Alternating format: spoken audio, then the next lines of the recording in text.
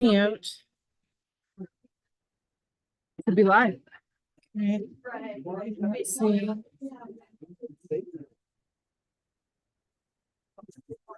22 people have checked. Oh, one waiting. Why is it waiting for you? Well, there is a little bit of a lag. Let's see.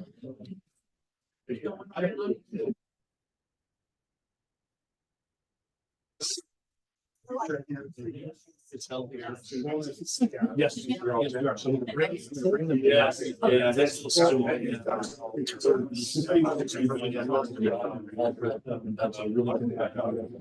Okay, so now we'll be testing as can we hear it?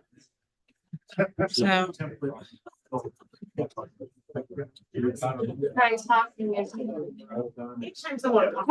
Testing. Mic volume.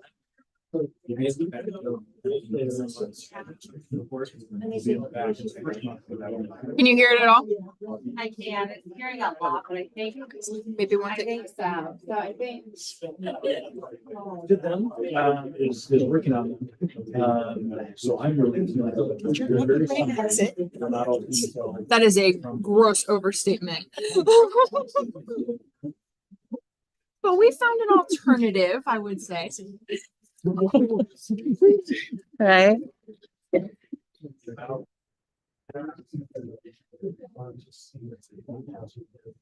That's what we get.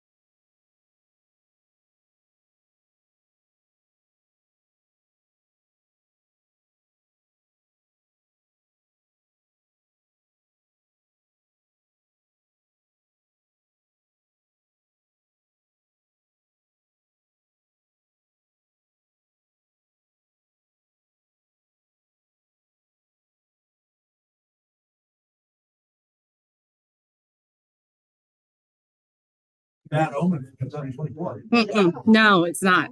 We just get all the bugs out at the beginning.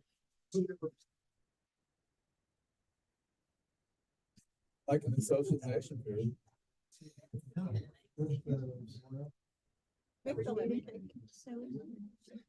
Okay, I guess No. we'll reconvene here. Hope everybody had some time to socialize and get a little snack. Those were delicious cookies, yum.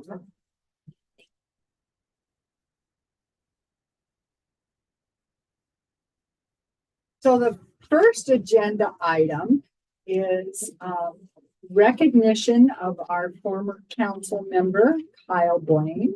So Kyle, thank you for being here tonight.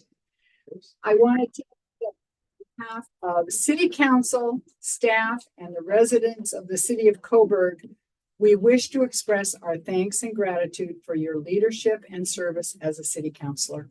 It's not an easy job, always. Since you were sworn in February 13th of 2018, you have demonstrated a commitment to ensure Coburg continues to be a thriving and livable community. Asked hard questions and willingly shared your knowledge and ideas with council. You have served with conviction and have worked to shape our city while juggling personal, professional commitments and during your years of public service. In recognition of your service and commitment to the community and to the city council, we extend to you our most sincere best wishes and appreciation. You will be missed. We already miss you. So please accept this plaque as a token of our appreciation. Should have come around over there. Thank you.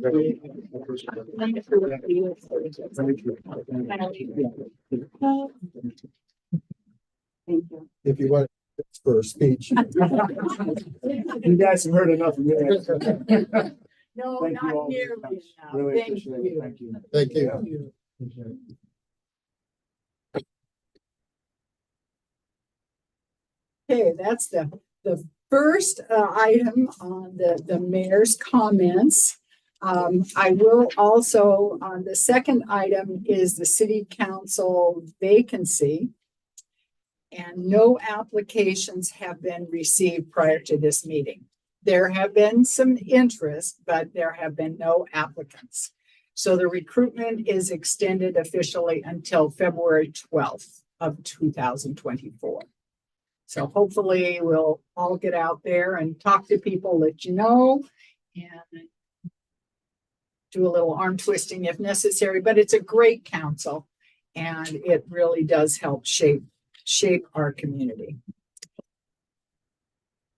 So I guess I don't have to remind the counselors to sit up and use their microphones since we weren't able to get that technology going. We do have agenda review. Sammy, are there any proposed changes to tonight's agenda? So yeah, in your red folder, you guys are gonna find a report for agenda item number 8 for the system development fee update. There's also a staff report on the council retreat discussion that will be on your agenda item number 9. Thank you. And is there any citizen testimony tonight? No. So next we have the consent agenda. And remember that counselors may remove an item from the consent agenda for discussion by requesting this prior to consideration. So on the consent agenda, we have Park and Tree Committee appointment for the 2024 calendar year. The way their bylaws are written, those appointees have to be done every single year. So their terms sort of end December 31st. So we have in your packets, it says who is going to continue on the Park and Tree Committee meeting. Or committee, sorry.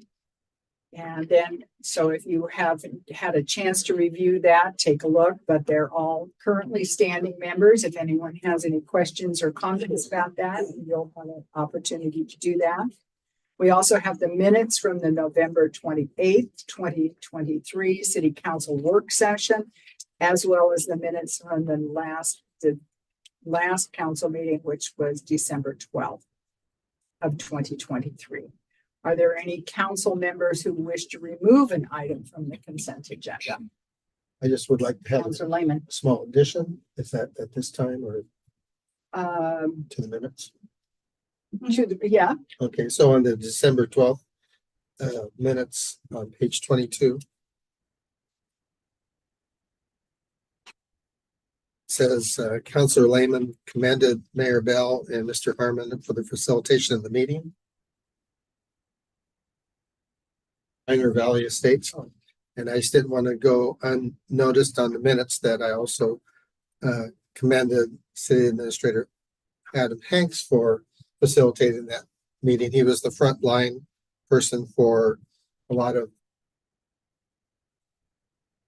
that kept it on track. thank you. Thank you for So that just to addition. clarify, if we're just gonna add Adam, or Correct. Hanks. Correct. Thank you. So it really, truly was. Adam did the, Councilor Lehman commended City Administrator Adam Hanks, Mayor Bell, Public Works Director Brian Harmon for their facilitation of the meeting. that sounds perfect. Thank Yep. you. Good. Thank you for that, Councilor Lehman. Are there any other additions or questions on those three items? Hearing none, I will entertain a motion to approve the consent agenda as amended at this time. I move that we approve the consent agenda as amended. There was a motion by Counselor Fox. Do I have a second? I'll second. And that's a second by Counselor Smith to approve the consent agenda as amended. All those in favor? Four. Opposed? Better not be. So it passes the 4-0.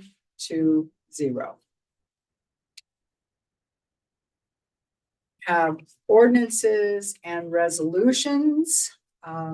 So we have a public hearing on the sole source procurement process. So I'll now open the public meeting at 6:48 on the sole source procurement process for the wastewater facilities plan approved by council at the last meeting. There's a report from Mr. Hanks. Yeah, just real briefly, this is a kind of a legal procedural continuation of the discussion and direction the council provided in the December meeting for moving forward with I guess agreed as the local contract review board, you agreed with the criteria that we put forward that this particular contract meets the sole source procurement criteria. I put a little memo on the front. Both our ordinance and state law require that those types of approvals require a public hearing. So this is to formalize that prior decision of council from the December meeting, and obviously public hearings provide anybody with the opportunity to comment on that. So I included the staff report from the December meeting, and then a little cover memo to kind of address this procedural element. Glad to answer any questions you may have. No content changes from the conversation and direction in December. Thank you. Are there any questions from council? Is there anyone registered or signed up to? We did not receive any written testimony. Okay, Or there's nobody here to speak. thank you. Well, with that, I will close the public meeting at 6:50.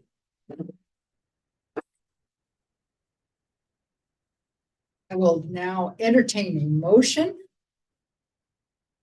to approve the procurement process for the wastewater facilities plan. I move to approve a sole source exemption from competitive bidding for the planned wastewater facilities plan contract and concur that the request complies with the exemption requirements set forth in ordinance A-91-C, section 7, the City of Coburg Rules for Public Contracting. There's a motion by Counselor Lehman. Do I have a second? I'll second that. Second by Counselor Engelbrechtson. To go forward with the sole source procurement process for the wastewater facilities plan as presented and discussed at the December 12th, 2023 council meeting. All those in favor, please raise your hands. 3, 4. Any opposed? Passes 4-0.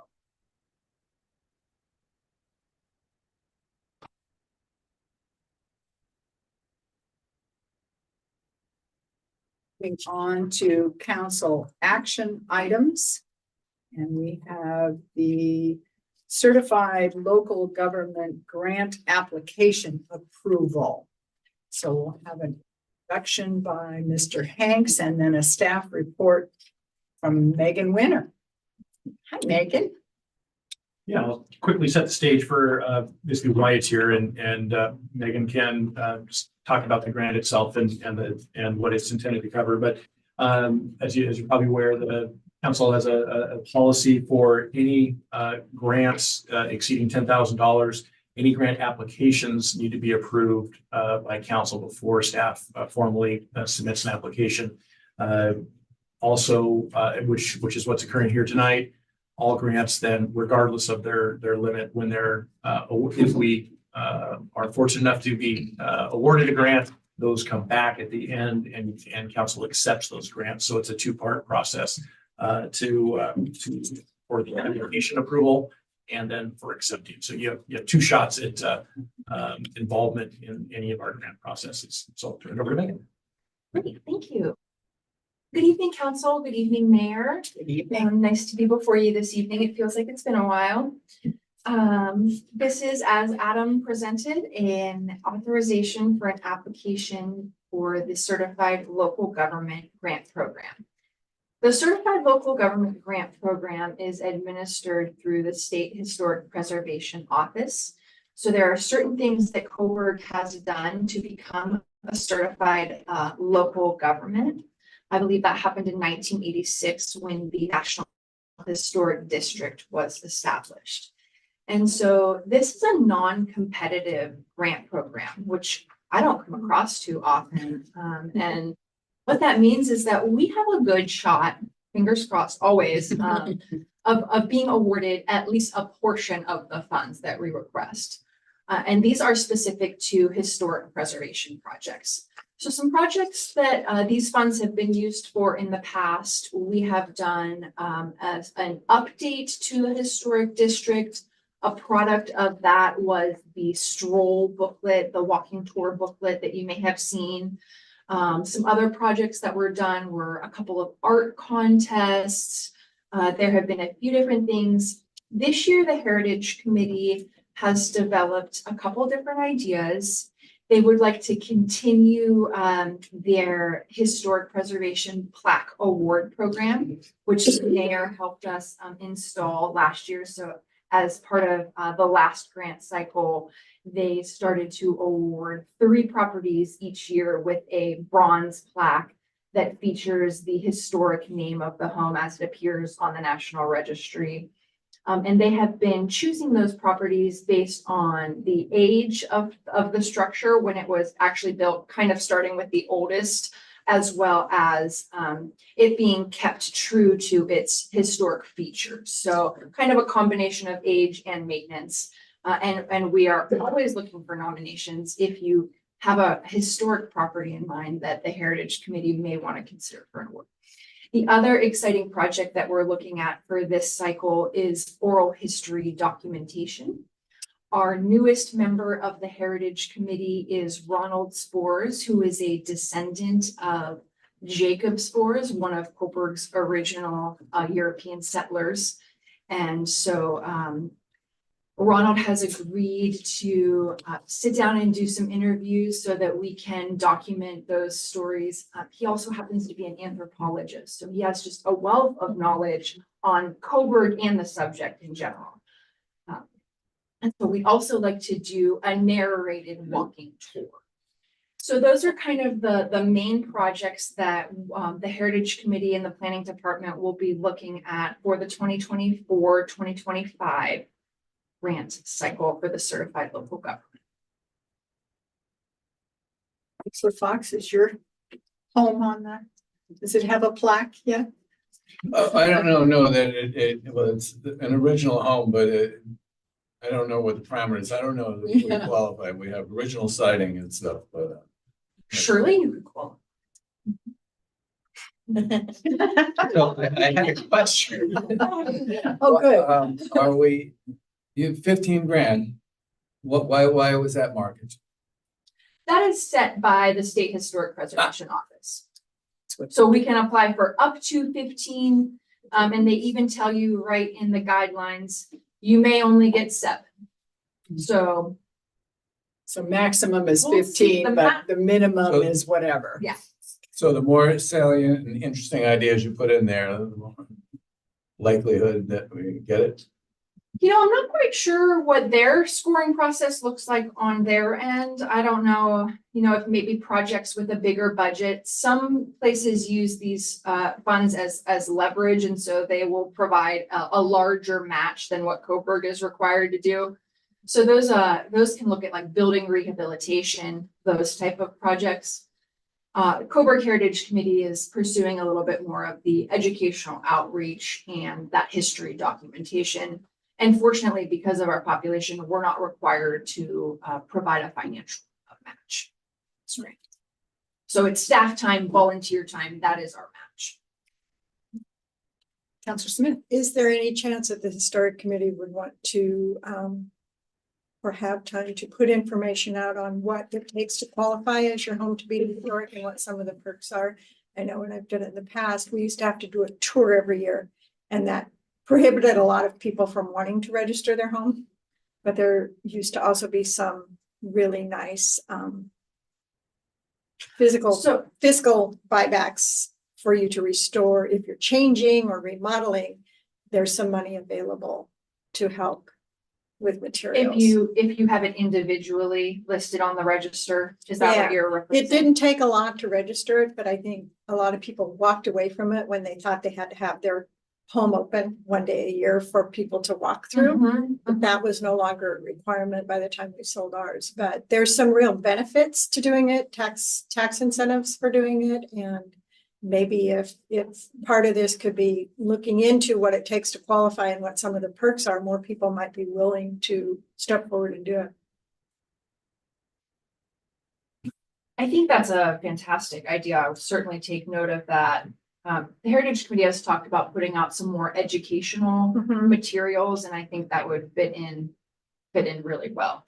I think you also may want to clarify that what you're describing is through the state, through SHPO, the State Historic Preservation. So that is a property tax abatement process. This is, I believe, more of an internal recognition. So it doesn't have the same rules and standards. But I think SHPO does have information and flyers and brochures that we can be sure we have out here. So we did go through Parks and Recs when we did ours. We did go through that at the state level, but then maybe it qualified us through SHPO once we got. Right, SHPO is an entity under the state parks umbrella. Okay. Yeah, Yes. and that's so the program that does all of what you described is the State Historic Preservation Program, and it does include some property tax freeze, and then you have some things you have to do in exchange for some of those for that freeze. But this is a local recognition program, so they don't have the same parameters. That probably a lot of them are probably eligible for both or be interested for both, but we can make sure we do both the local and the state materials we can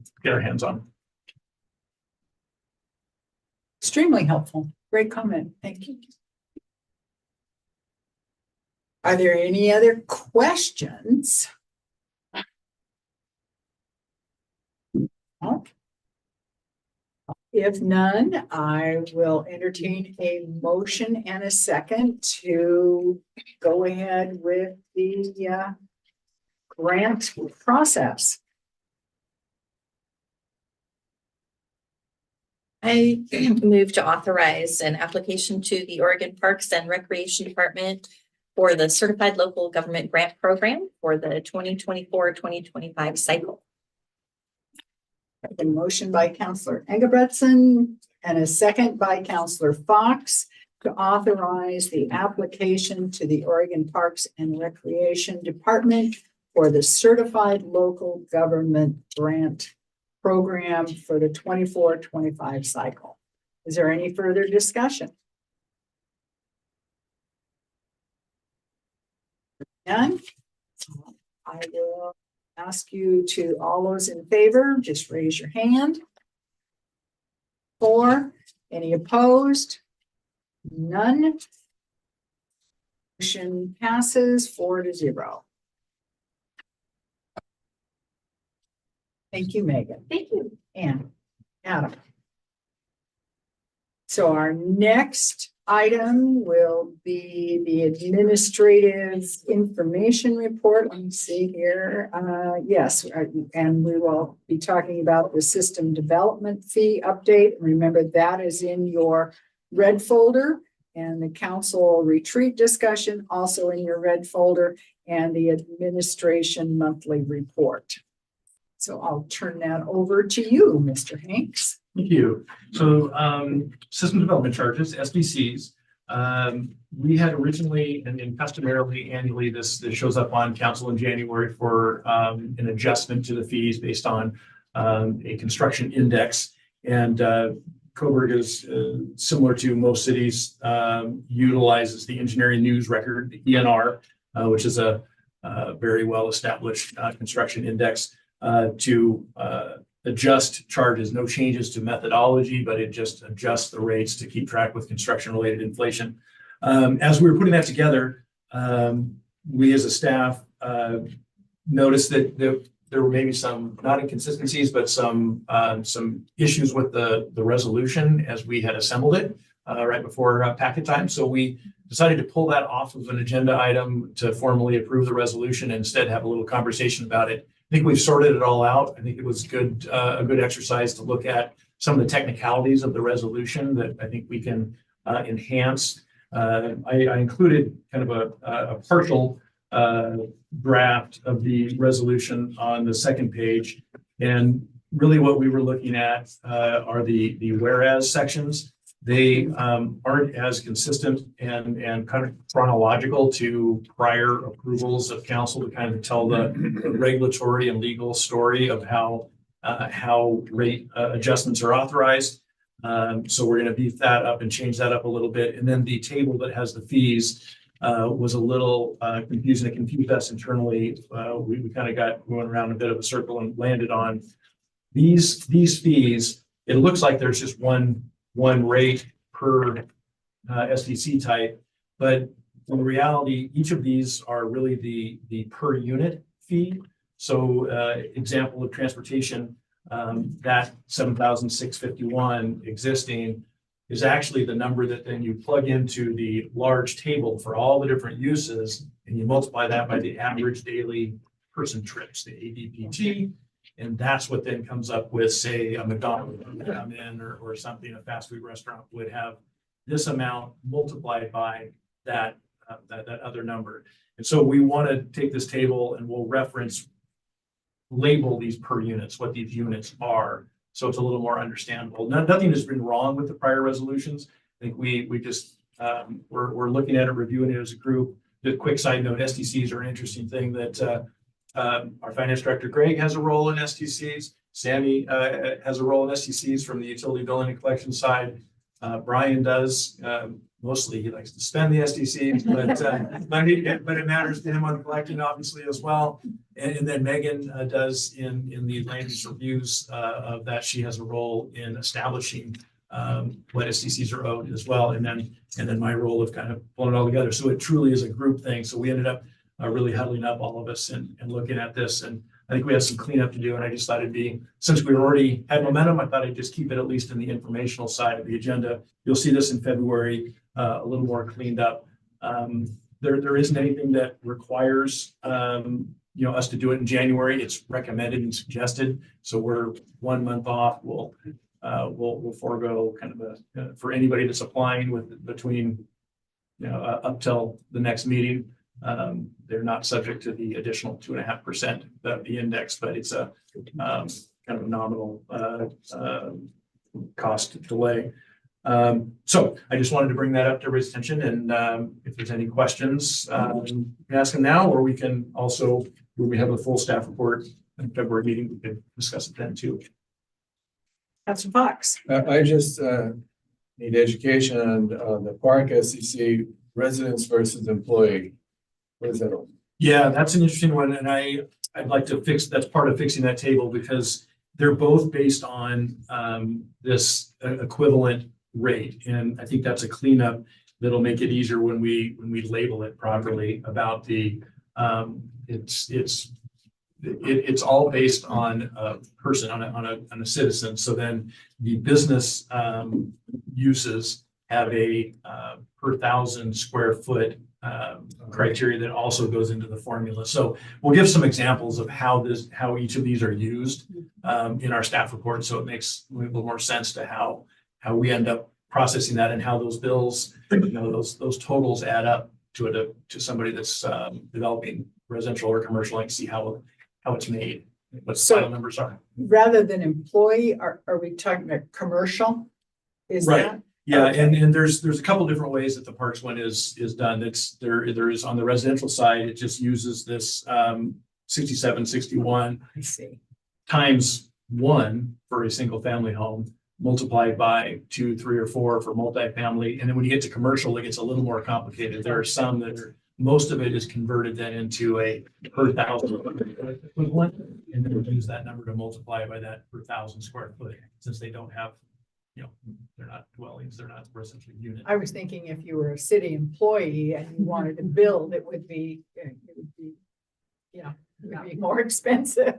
Yeah, it's just about how big the project is on the commercial side. But it is a little different.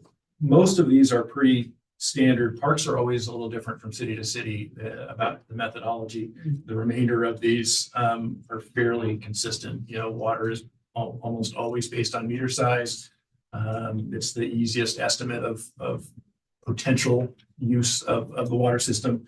Wastewater here is on equivalent dwelling units, and then has a commercial rate as well. So we'll spell all these out just to give an example for each one, just so we're all clear in how it works and what we do here in City Hall. That seems to make a lot of sense. Councilor Lehman? So just clarification, are we mandated to use this percentage, or is it optional? It is, well, that's a good question. We don't have it embedded in prior ordinances or resolutions, so I think the technical answer is no. What I included, no, it's not required. But on the bottom of the front page there, this is the reference in the system development charge update methodology that council did approve in 2018. This references the ORS that sets, if you are going to use an inflationary index, it has to meet A, B, and C. ENR is the probably 100%. I don't know of any that I've run across that don't use ENR for the index. But it also you can forego those for multiple years, similar to, a rate, utility rate conversation. You put yourself in a position where after 3, 4, 5 years of not indexing it, of it being really out of whack with what it really is out in the marketplace, what it costs. Because our CPI is anywhere from 3 to 4.5%. It looks to be, from what I just Googled, and we're charging 2.5%. Are these level comparable cities of our size? I know there's an economy of scale. This is a Pacific Northwest index. So last year's was 5.6. I think the prior year was low 6s. So it's the ENR is tapering. So it's a month over month index. And this one, and it's we pulled the November index month. So in those prior years, were we charging the 5 to 6% range? Yep. It's been, as far as, looking back at the history, they've gone up by whatever the ENR index is. And that's really what ORS says, is that use an established regional index that is, published and so it keeps the methodology true to itself going So forward. if we started low and we're indexing relatively on a curve that's low, comparable to other cities, that's kind of my question. Are we behind the curve a little in terms of comparable cities on their SDR?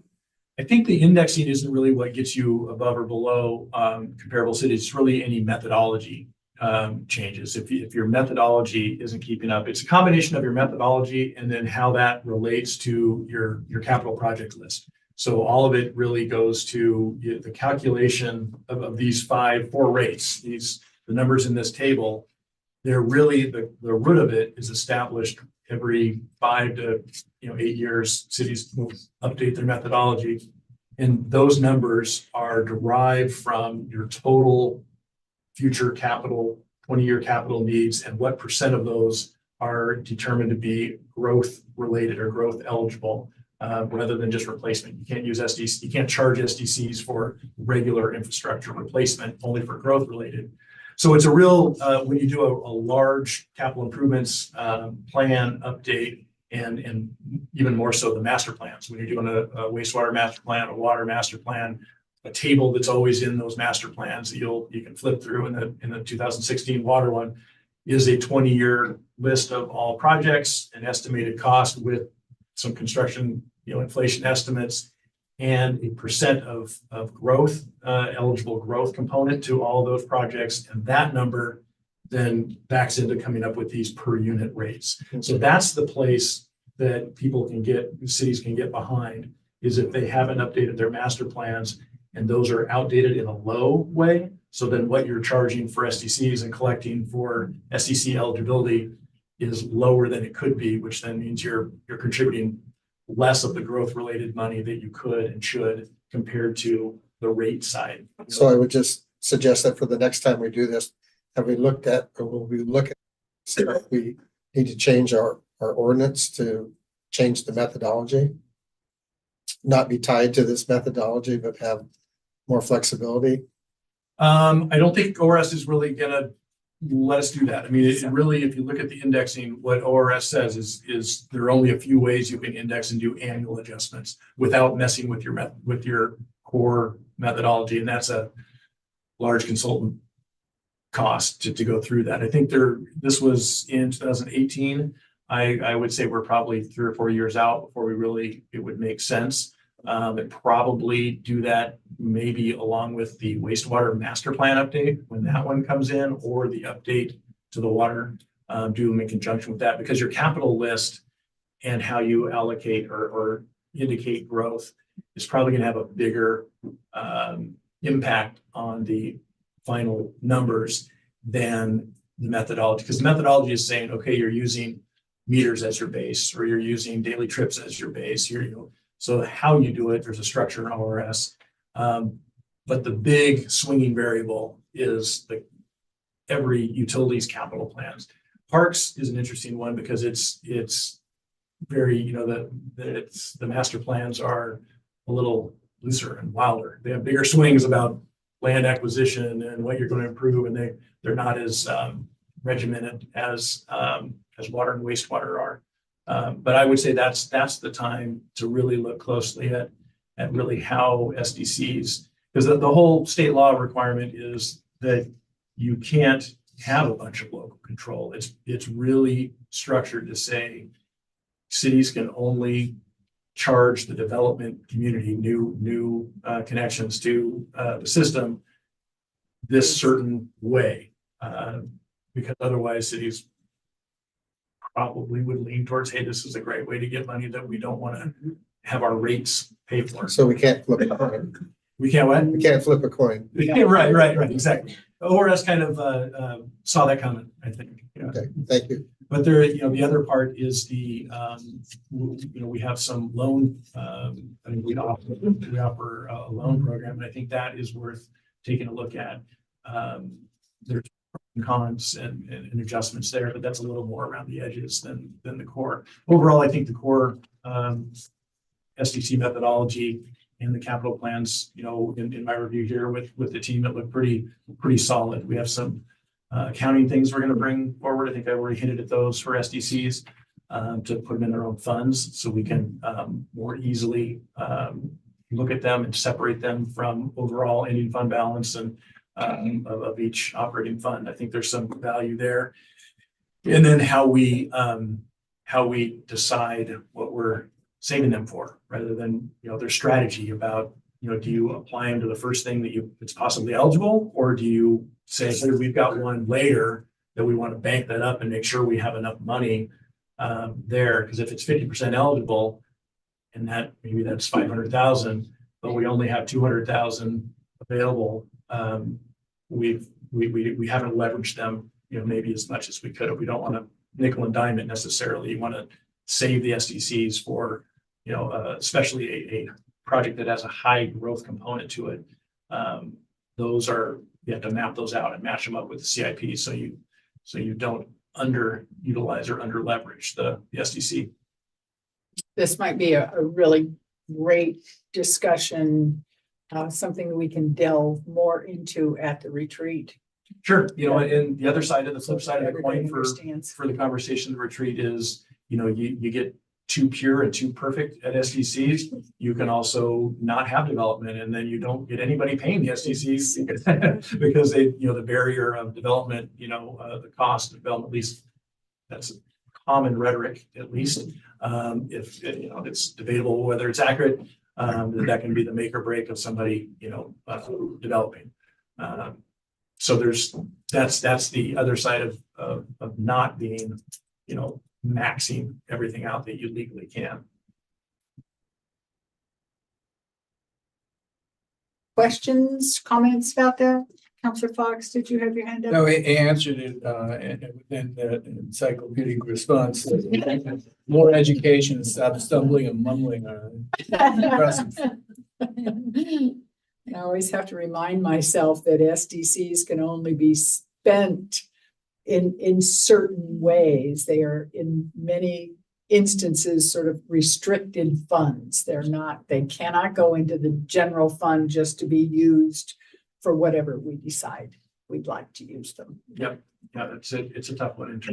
In one of my former places, I ended up being for kind of several different restricted pots of money. I was the one guardian. I'd be the guardian of that and tell the internal staff, because sometimes that's somebody can say, well, if we use SDCs, we can make this project happen. It's a temptation. So it's tempting. Yeah, but it is relatively straightforward and black and white about how they're utilized.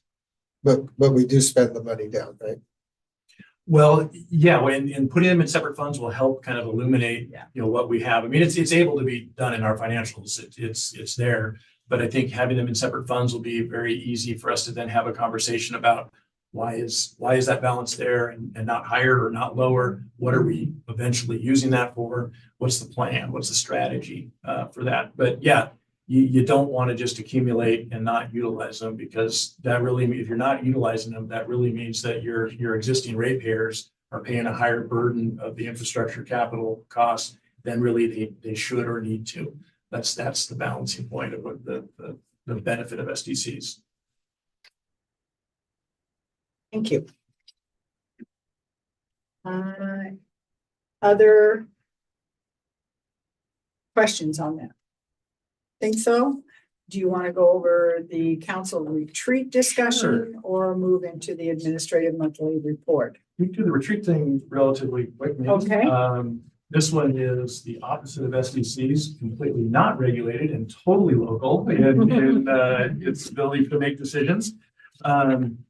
So I just, as it's drawing near, I wanted to, I've been speaking with the mayor about it and staff, and hearing, how last year's retreat went. It sounded like it went very well, and it was useful, valuable, good use of everybody's time. And, we can try and, fairly closely replicate that. We can, throw a few, different tweaks in there. And really, I wanted to accomplish with this conversation, a couple of things. We put out an email to look at alternative dates. There was originally a tentative February 3rd. There was a request to move that to the 10th, and then I threw in the 2 Fridays just to see if there was more, if that better or not. So it sounded like, I didn't get 100% responses, but it did sound like the majority were looking at the 10th as the landing date. So I wanted to tonight kind of confirm that so we can plan and map everything out. So I'm seeing head nods that that's what I kind of thought too. I just wanted to be sure. So that's a Saturday, the 10th. That's Saturday, the 10th, and Off a week. and I don't know the exact timing. I've seen different, hours each time. I put on here 9 to 3. I don't know if, it seemed to me that Yeah.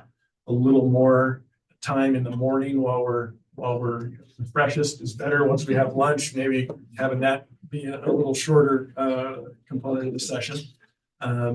So if everybody's good with that, I think we can, go 9 to 3, and then we'll handle some lunch arrangements. Be looking out for your emails for that at some point. Then we'll start off with some stuff to get us going before 9 o'clock, just a little bit. And given that it's a huge chunk of everybody's Saturday, just wanted to make sure that, that we're covering what people would like to be covered. And so I put together, four questions, or there's questions embedded in all of them. They're kind of statements / questions.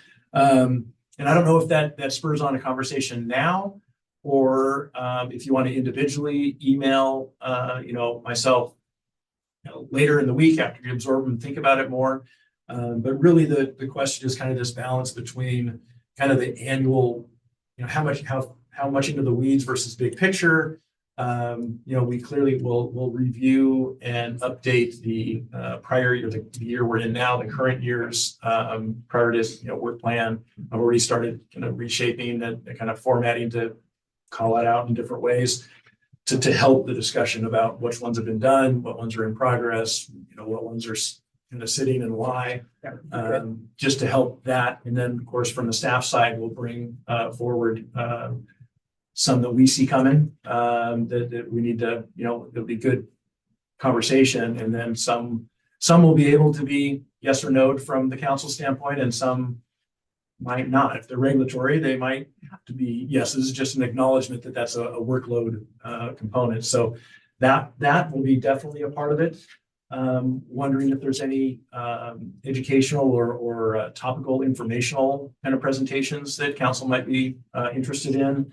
I don't know if, we're not short notice, but we're not also huge lead time on bringing, other people in. There's a shot at if there's a topic that we feel more comfortable with a third party kind of giving us an hour. We only have 6 hours, so I don't know, that may or may not be as valuable as more discussion time.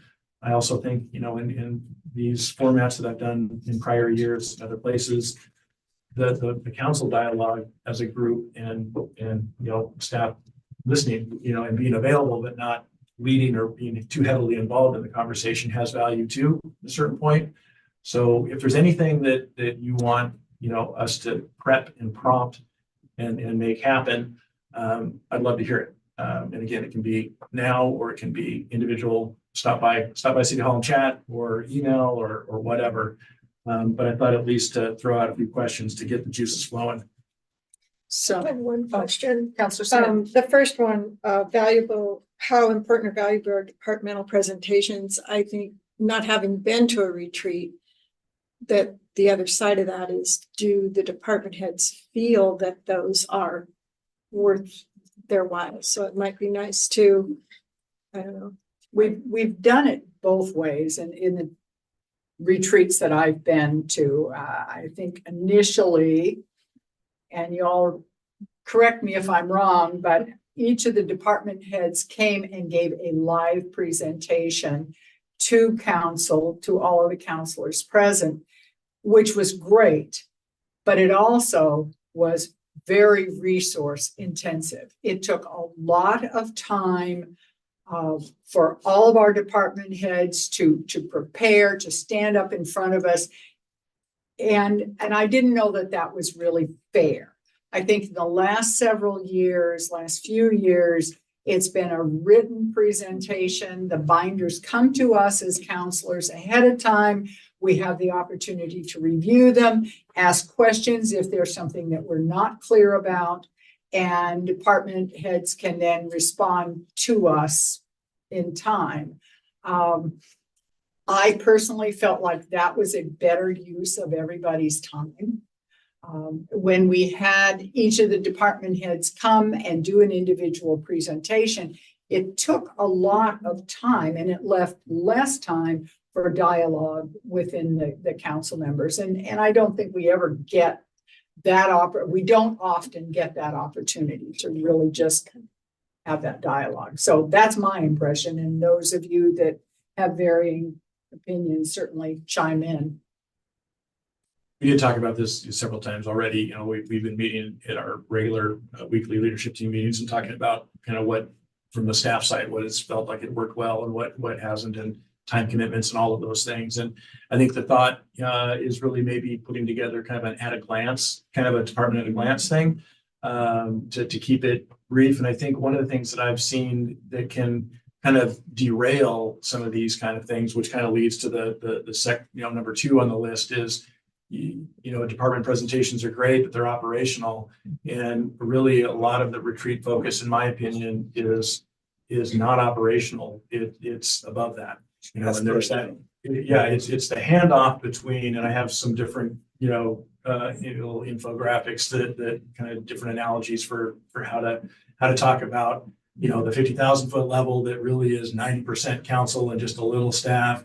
This, as you go down into strategy and formulating planning, that's a little more 50-50. And then you get into operational, and that's 90-10 the other way. It's 90 staff, 10 council. So really where I would like to, as much as we can, not get distracted by the too much operational, but operational is also how you know how things work, and so I don't want to eliminate it either.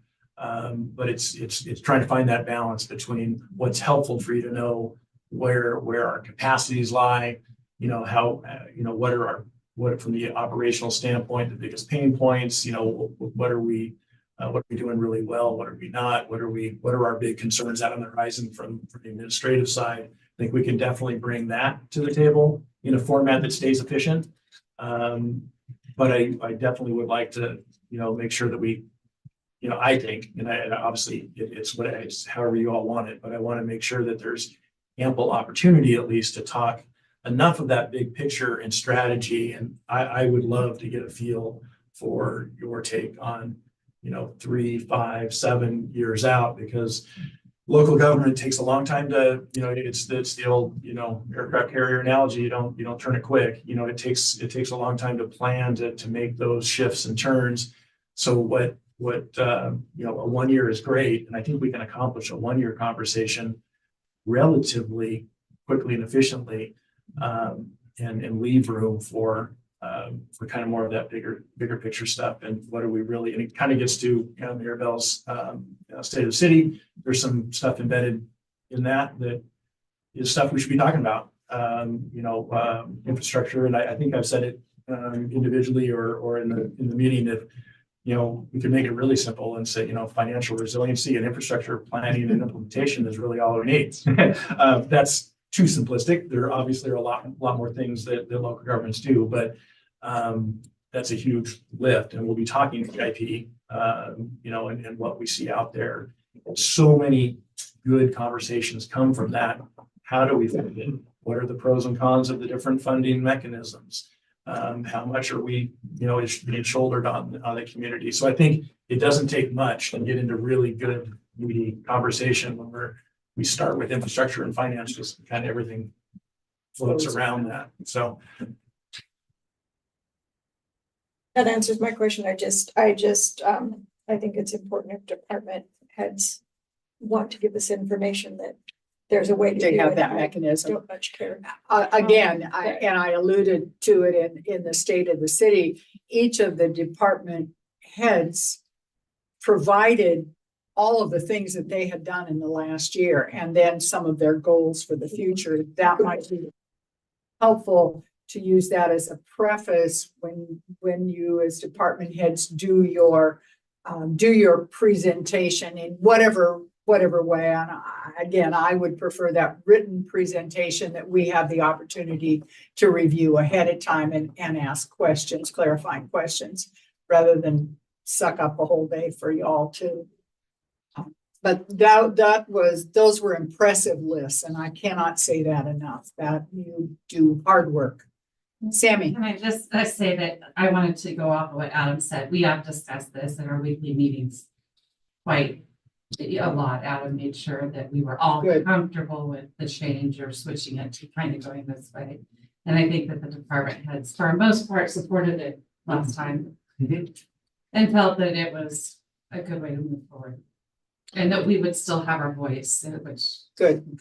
And that is very important. It just, what we do in the retreat, what I have seen over my years of participating in the retreats, we used to do the retreats after budget time. And that really wasn't very helpful, because the retreat allows us to sort of set those priorities and then is a flow into our budget process. So what Adam has said, you know, it's the financial, the infrastructure, the core things, and then everything flows around that. So department heads have the opportunity to let us know what they think Absolutely. their fiscal needs are What- going to be. Yes, Okay. yes, absolutely. And again, the last couple of years that's been, and I think COVID drove part of this, you know, that we had to sort of get smarter about things, baby. But they then, you know, department head said, you know, here's what I see coming for the next fiscal year that I'm going to need. And I'm going to pick on you, chief. I'm going to need 2 new cruisers, and they're going to cost X amount. So, you know, each of our department heads then can tell us what they see and what they're going to need. The challenge, the flip side, the challenge of doing it before a budget is you really don't for sure know exactly what you have to accomplish the things That's right. you're putting out in there. And, you know, and that's where I think there's another part of the kind of the structure of what we end up adopting, or what council ends up adopting, needs to probably take that into account to some degree. We'll have a decent idea of things, but there is some of that. And, you know, where I was kind of looking at it in the work plan, the table matrix that was part of the adopted stuff, we'll definitely go through all that. Trying to figure out how is that the best tool and at the right level of detail for it to be a council thing that then can't be deviated from or altered or without coming back to council. I think there's some conversation, I think, just kind of process and procedure about that. You know, I think I see it kind of in three parts, and I started in on the other page that's attached to this memo is the one that's labeled draft.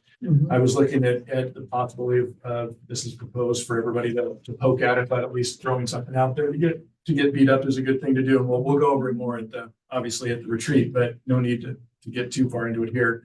But kind of consolidating what was I guess page 3 is my draft. Page 2 is what was adopted prior. There are 7 kind of categories. You know, when I messed around with it, came up with 5. And I think there's also, as I sorted and did a bunch of different, I put it into a spreadsheet, did a bunch of sorts and did a bunch of filtering, and added some columns to help sort.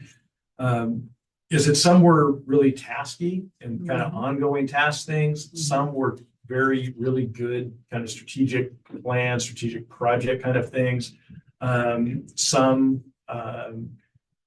just didn't have a way to measure what you're doing. There was no really a hard feedback loop to understand what is success, what is, you know, what is completion.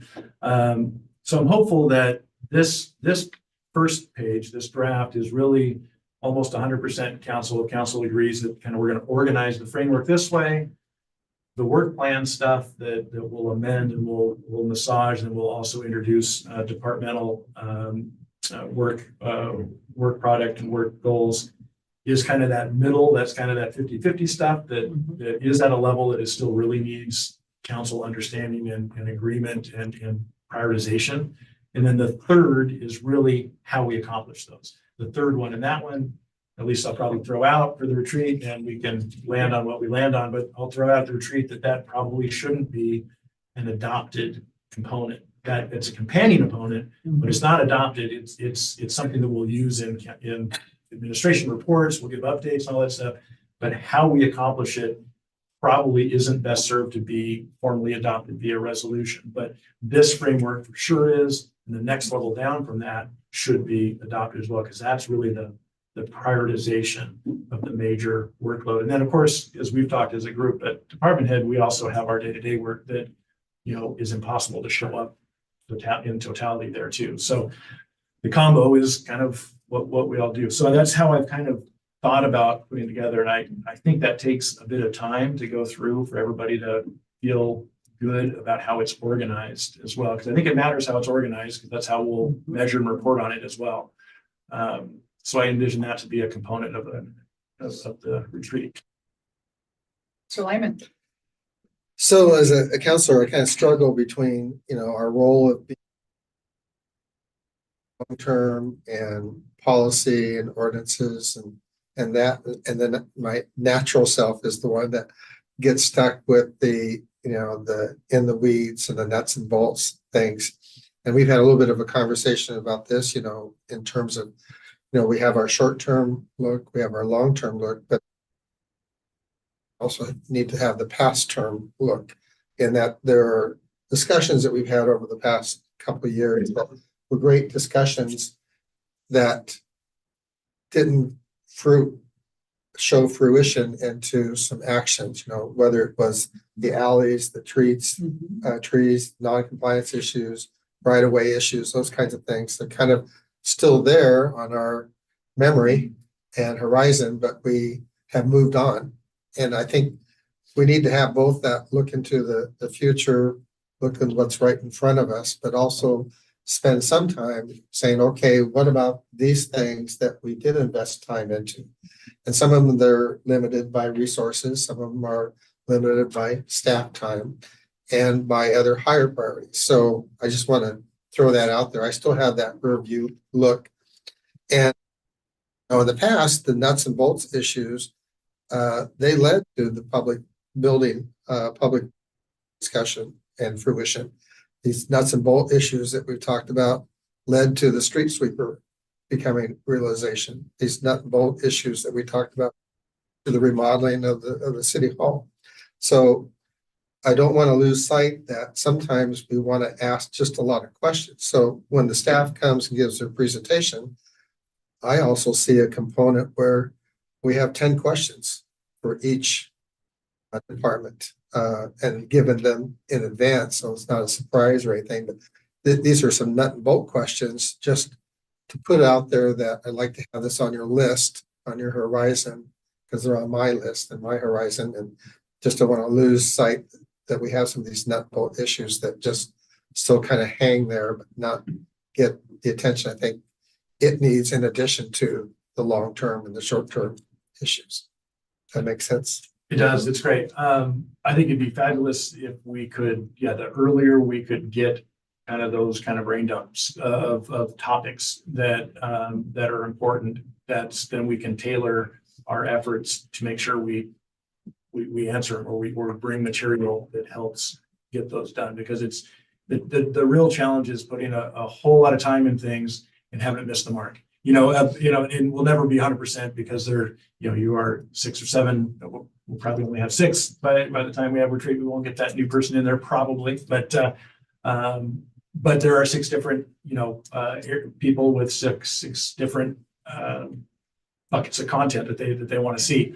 So the more that we can get in advance to tailor our products and materials to those issues, I think it'd be great. And I like both of those comments, and I especially one's not better than the other, but your first comment of looking backwards of what are things that were almost or got partway down the line, and you're right, they can be for very good reasons that they didn't finish. They could also be they just languished, and we have very good reason why they didn't, but it wasn't looped back around to communicate why maybe they stalled out or something like that. So I would love to have, that, as early and as complete, of a set of information from you all as we could to help. So I think if we look back at the result of our retreat from last year, we had many of those things that were parking lot issues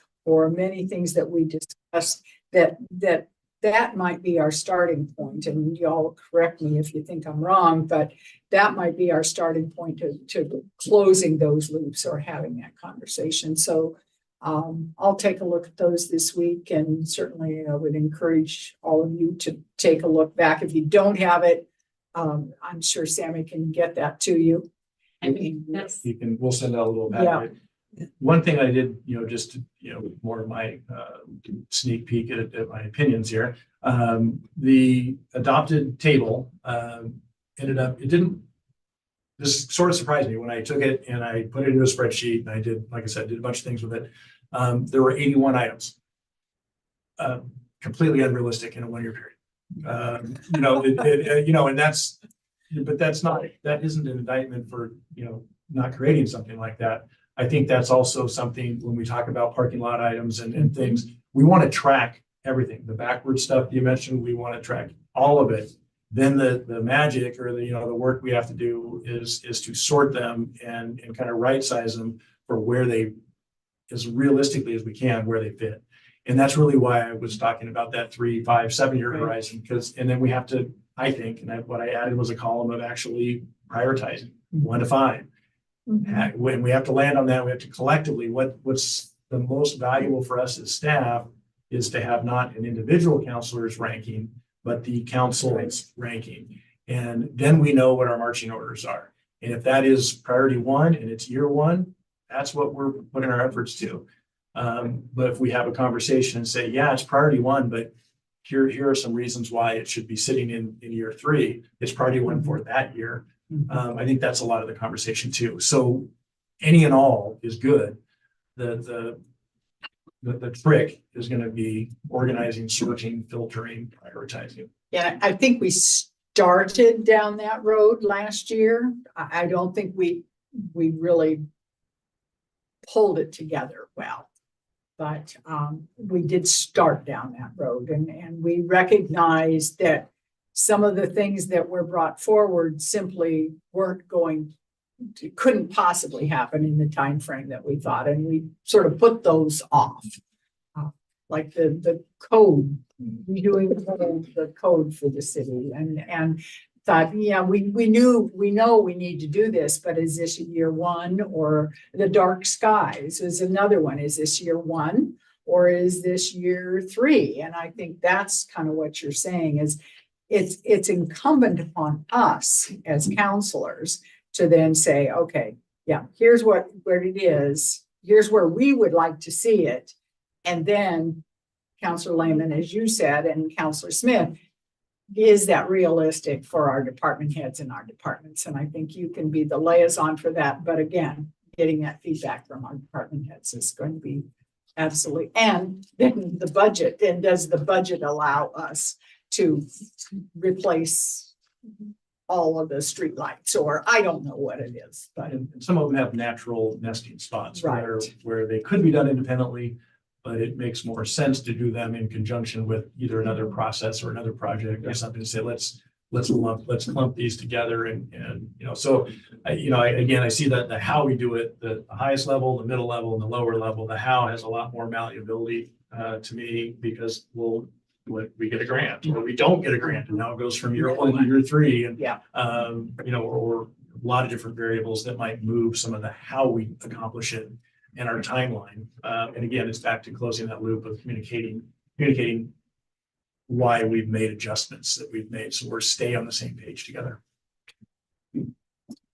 makes sense. What do you need from us? I don't need anything necessarily other than, I would love to get any content you want to throw forward in any way you want to do it. As soon as we can, because we are actively jumping into preparing all of this, So material. stop by, do a phone call, do an email. Yep. Send Whatever a your text, preference is. whatever works. You could send an audio text that's 10 minutes long and I'll listen to it and transcribe it. Yeah, whatever you want. I do like this. Well, you still. do. Yeah, Cool. I think that's great to have it makes more sense. Again, it's been an evolutionary process. It's better than where we were, but it isn't quite to where we wanted yet. So it's far more fun and easier to build on something that's already have positive momentum, which this already has. So yeah, it's great to be able to build on good stuff. Okay, now we have the city administrator's report. Right, Y'all so have any questions or input for Adam on that, or do you want to just go through it one by one?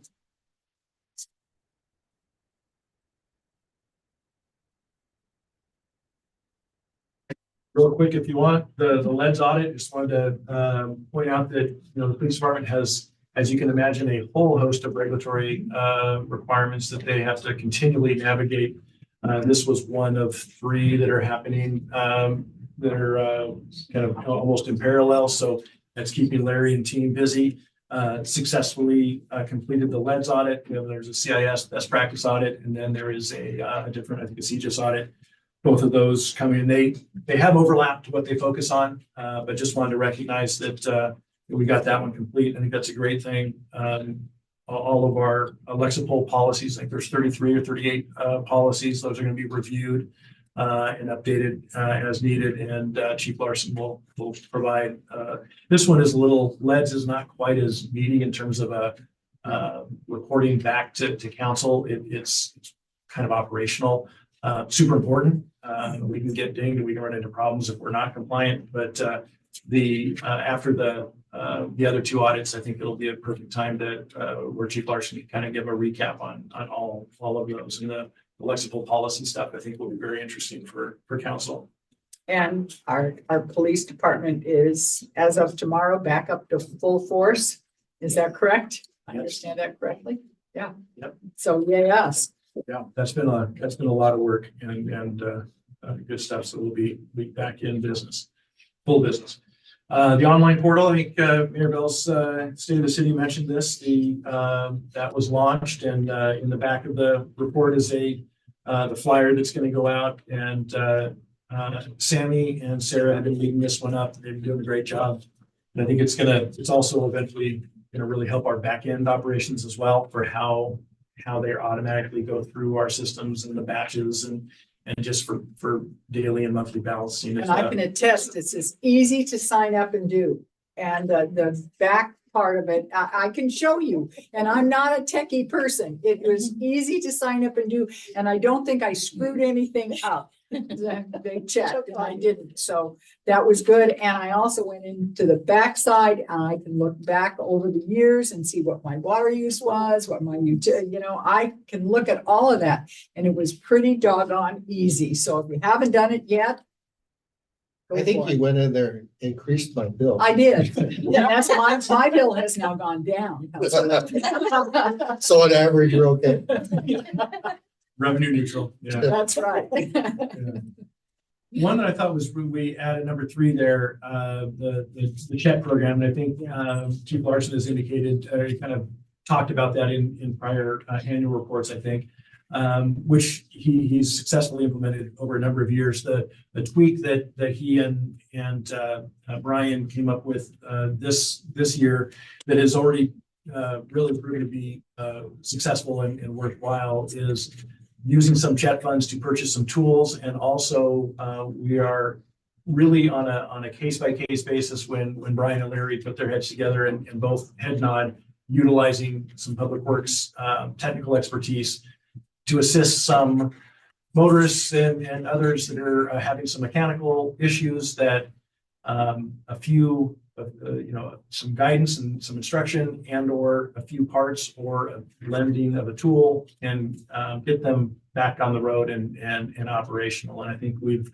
got some in the last month. We've had 3 or 4 really good successes with that in addition to really helping somebody who doesn't really want to be there broken down for days and days, they want to do what they need to do and get going too. In addition to that, it can really nip in the bud problems that, are costly and time consuming if we're not in this proactive mode. So I just think it's a really cool thing that Brian and Larry have put together and coordinated on. So I just wanted to make sure council was aware of that, and you may occasionally see a public works staff leaning over the hood of a vehicle. And the idea is pointing and helping, not doing too much.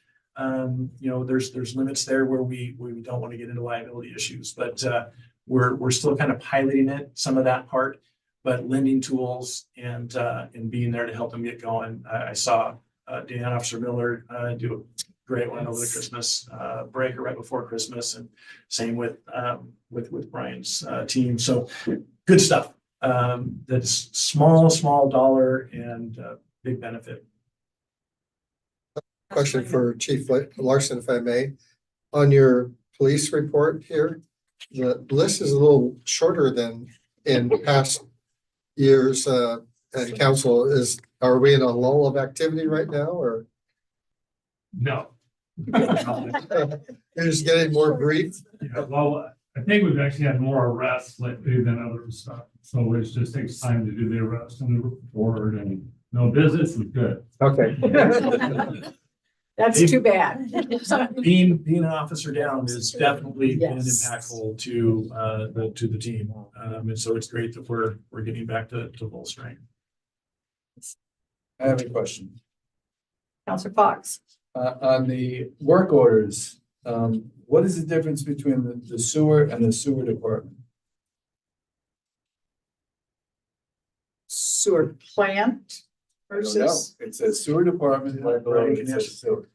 I thought you were going to ask about utilities versus the other stuff. I had the answer prepped for that one. That's You the asked a next different question. one. Okay, Brian can answer both, but I knew one of them. So the difference between the two is, the sewer department is, the treatment plant. And then, the one that has the majority of the work orders is, the collection system. Yeah, so what we do is we separate those out. So we can tell, it tracks better, separate those two out.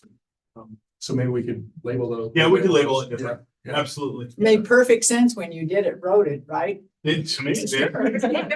So, That's what I was talking about. so it'd be like sewer plant, is that what? Yes. Yeah, treatment facility, Versus or collection. collections. Yeah.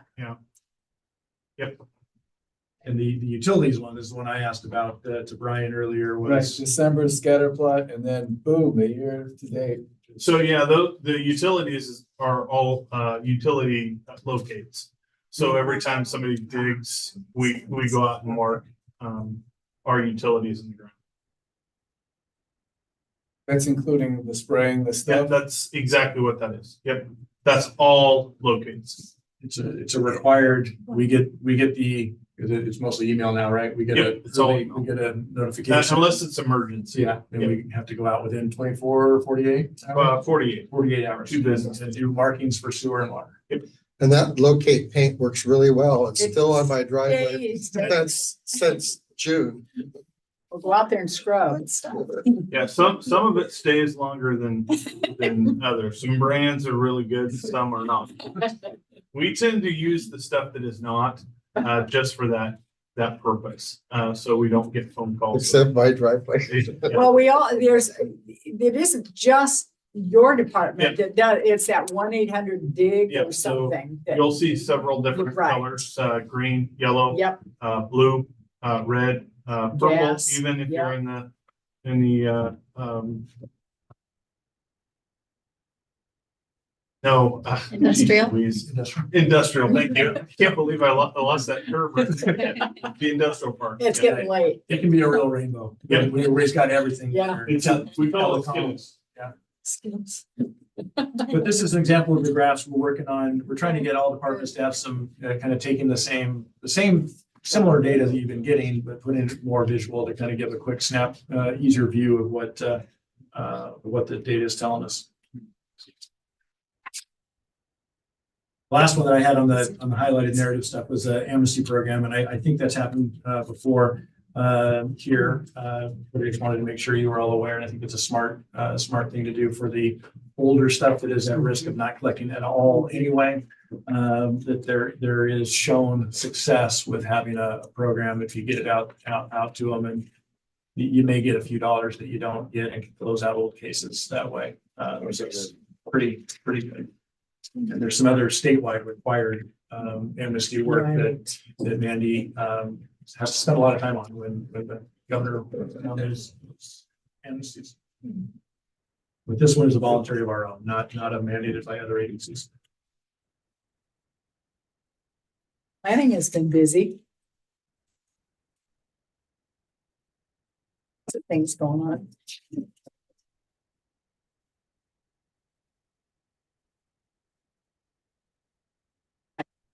Anything else for the good of the order?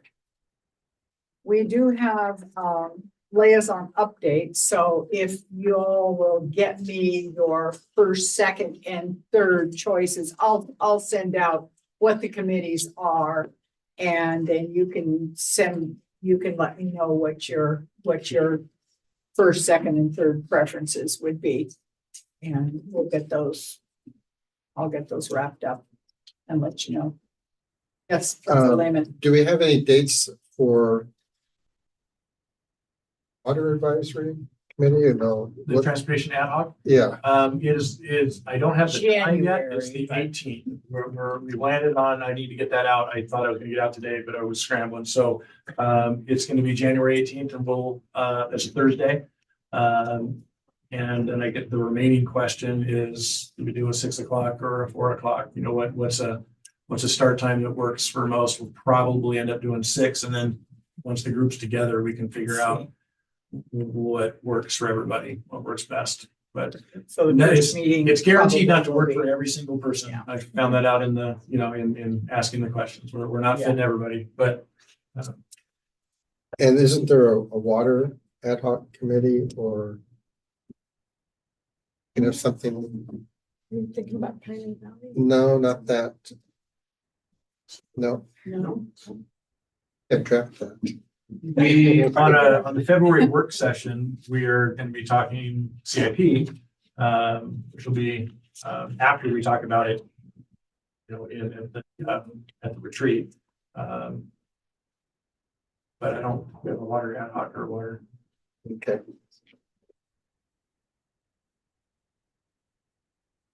One other note is for the Finance Audit Committee, that the date for that meeting is a little TBD because our auditors did file for an extension.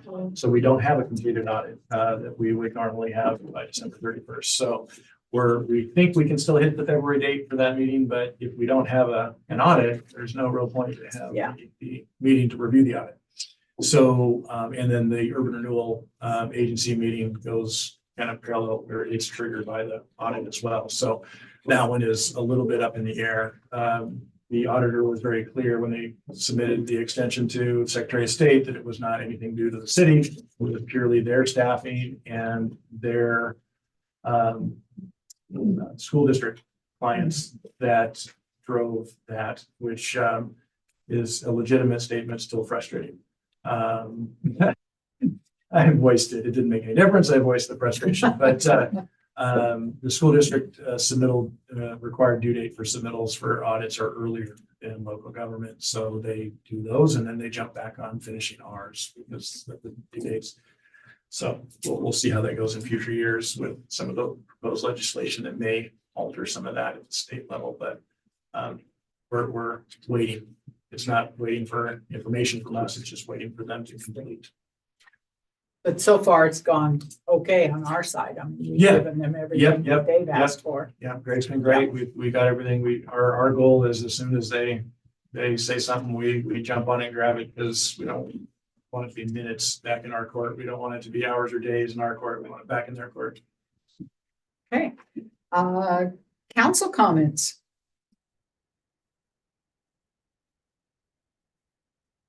Mr. Lehman? No? I am.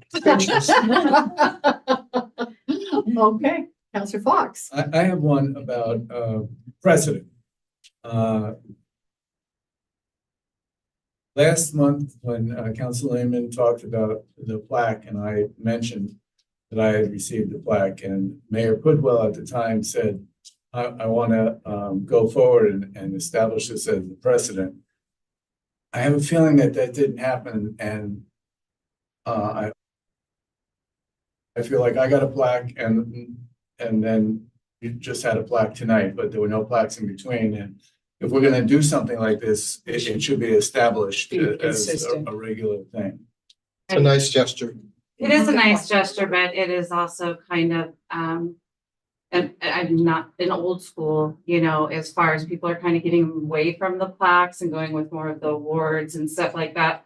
The plaques cost $180. I've had a lot of people Certificate. turn them back in and ask us to post them here at City Hall. So you just kind of balance it. And we also used to do planning commission plaques as well. It's something that can be figured into the budget. It's a nominal cost. Mine When can you be have- plastic. Pardon, yes, Mine it can can be be plastic. plastic, yeah. Well, maybe just a recognition, a certificate and a thank you. And that's what we after the did, fact. is we went away to more of a certificate and a flowers and then our town presentation. I like to stick with the plaque though, because we put in a lot of time, and a lot of effort, $180 is fine. Yeah, I again, my from here and from other places, you know, I don't think it's the cost necessarily, although it, you know, obviously does have a bit of a cost. It resonates with some and it doesn't resonate with others. And yeah, at my last place, I was cleaning out an area, document retention stuff, and then there was a box of plaques that they turned back in. And so they were sitting there of people that, you know, that were issued plaques, and so it really is just a, you know, from a council perspective, we can ask, and I mean, we can do whatever. I agree that the time spent and the dedication of being a counselor is harder than people realize, and the time commitment's more than people realize. So we're all about doing what you all want. But that is the flip side of it. Yeah, and Counselor Smith, excuse me, Counselor Smith was really wanting to get a board here for City Hall that had listed all of the counselors and all of the mayors and their terms. That was kind of one of his projects. And Yeah, so- I used to have that. I mean, I've seen an old version of that, perhaps. No, maybe. I dreamt that too. Yeah. Maybe a virtual. Kind of like, something page similar like the on fire there. district has, you know, counselor talks from this term to this term that just shows everybody. I would have liked, I'm just. Hey, Jim. Yeah. You Hey, even Dustin. so I rolled, it was more written than. Yeah. That's plaque, yeah. I think what I'm hearing is consensus that there needs to be a recognition Yeah. for the service that is given by each of the counselors. What that should look like, why don't we let staff do some brainstorming on that, and then perhaps give us some options at a subsequent meeting? Yep. That makes sense? Yeah, maybe we can include it in like the council rules that this is Yeah, how I they're mean, when we water, land, so there's there's some- I mean, if yeah. they're going for consistency, because I would Right. say it's been consistent, And that is important. and it is, right? Yeah. Could be like the Hollywood Star sidewalk. They have to pay for it themselves. Absolutely. There you go. If you want Send an to- invoice. Yes. Cement, will you pay for it? That was part one of a two-part. Oh, I'm Okay. sorry. Sour council. So the other one was last month, we had the ad hoc committee, and Al said, well, let's come up with an idea, first come, first serve. And then Alan Wells was like, oh, I really encourage someone, and I started thinking, suppose it was first come, first serve, and the last person to apply was like, knocked it out of the ballpark. So I think we should have some consistencies of how we appoint committees or look at things, because yeah, I was a little taken back by, it was great to hear Alan, like, I encourage this person, and I'm like, suppose someone record was so great, and, oh, well, this first person, their timeliness, I don't know, it's just something to think of. So, by code, by charter, that is, the appointments are at the discretion of the mayor. Right, just my feedback. Mayor could, yeah. I've seen where there's kind of established like a policy, or even some have embedded that into council rules. I've seen that be not in conflict, but not altogether consistent with the charter that says mayor appoints, council confirms. So yeah, it does leave, I think by design, it's left silent to allow different mayors to act in different ways. So that one, my opinion would be that it is inconsistent by design. Because different mayors will apply it. I've seen all kinds of different methodologies utilized for that. But I don't know how much variation there's been here over the years. Yeah, I think that it is rare that we have so many applicants, more applicants than we have space for. So this may have been a little bit of a red herring. I don't know, but I think that is something to certainly consider. I do think timeliness of application is sort of a good marker of enthusiasm or engagement, but you're right, there can be other things that get in the way. You know, I think what Adam is saying, we'll sort of leave it a little loose, and hopefully we get so much citizen input in future years that we have to really come up with something hard and fast. But this is the first time in my recollection, we've had more applicants than. I'm sorry, I had an opportunity to say something, I didn't.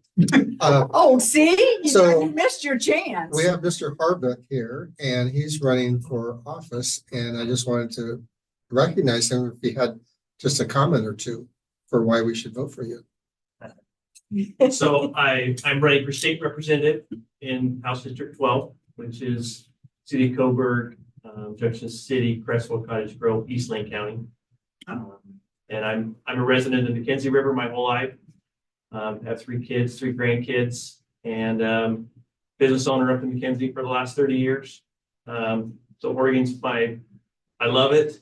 And I've just seen some things that are going on at the state level that I want to have a say in at this time in my life. I've gotten the opportunity to do that. And so I am running, just so you know who I am. We're going out to all the different cities and seeing what your issues are, because your issues are my issues. And so it's just nice to be here, and you guys did a good job. So thanks for having me here. Thank you. Well, thank you for coming. Hope we didn't bore you too much. No, that's nice. Got a lot of notes, did you? I Okay. Anything else? No? Well, then I will adjourn this meeting at, let's see, 8:07. Thank you all for coming. And we started a little late, so, you know. So we'll be clarification. We're supposed to review what we want to do for- For the liaison. So we already. kind of- That's a 1-year. code. And yes. Okay, so I currently am on. So you want me? Well, or you want to renew that, or typically what we've done is shuffle it. So chance. Okay, so I thought you appointed Alan as planning. Alan's just been there. So it's next year. He was here. Okay. So he was on the planning commission. And he's on the planning commission. So when.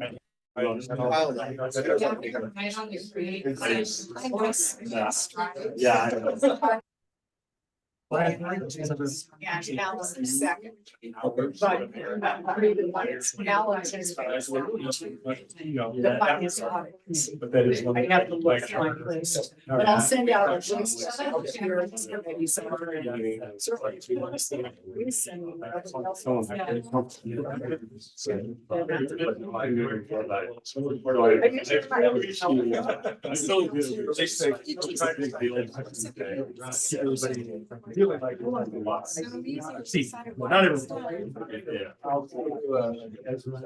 Not intentionally, but it's. Thank you. Good holiday.